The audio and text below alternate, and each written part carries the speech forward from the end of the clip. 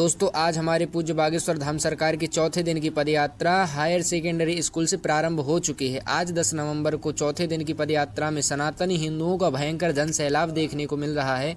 आगे चल के आज रात्रि का विश्राम पलवल धर्मशाला में होगा। आप सभी पूज्य महाराज जी के दर्शन कर लीजिए। बागेश्वर धाम सरकार निकल चुके हैं अपने चौथे दिन के पड़ाव के लिए। आज की पदयात्रा में पूज्य महाराज जी के साथ सभी भक्तों को करीबन 14.5 किलोमीटर का सफर तय करना पड़ेगा।